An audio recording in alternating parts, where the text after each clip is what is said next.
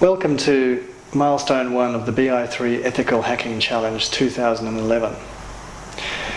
Today we're going to look at the simplest of the TACE environments, the alpha environment, and have a broad view of the other 6 environments that make up the theory of absolute information security. TACE can be used to secure mobile devices and other systems, but most interestingly, TACE can be used to prevent backdoors being inserted into military systems and government systems by spy developers. TACE also uses a rating called the TSR, which is a single number that identifies the chance that the system will incur a security breach in its lifetime. TACE has got 6 separate environments, each of them an isolated, secure system. The simplest of which is the alpha environment. That's what we're going to be looking at today.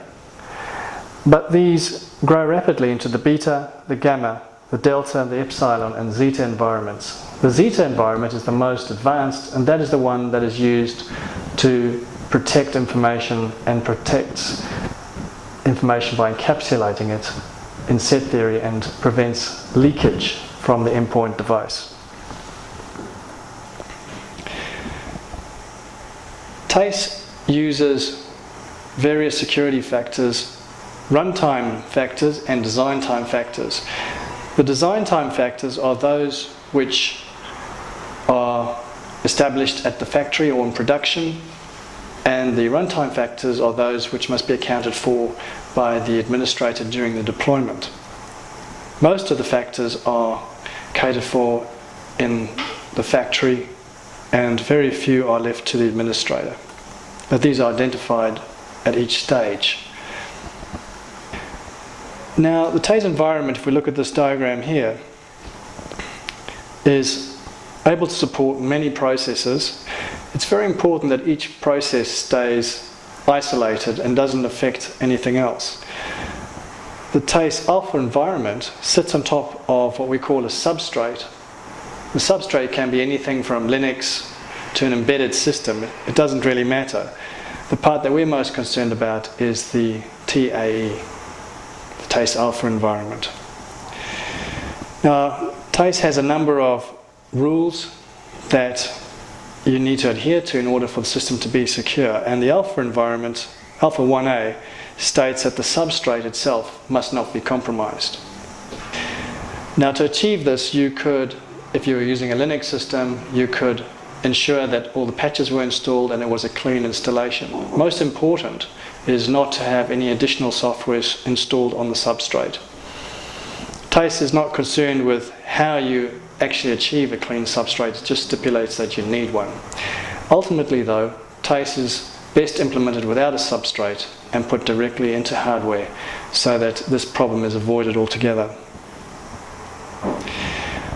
Alpha 1B states that the TAE, the alpha environment, must not have network access. Now naturally this makes the system very impractical and not very useful.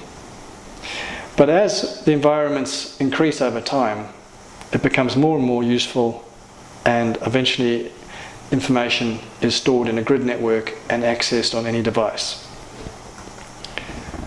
Alpha 1C is to do with availability and says that the system needs to be available all the time and it must not incur physical failure.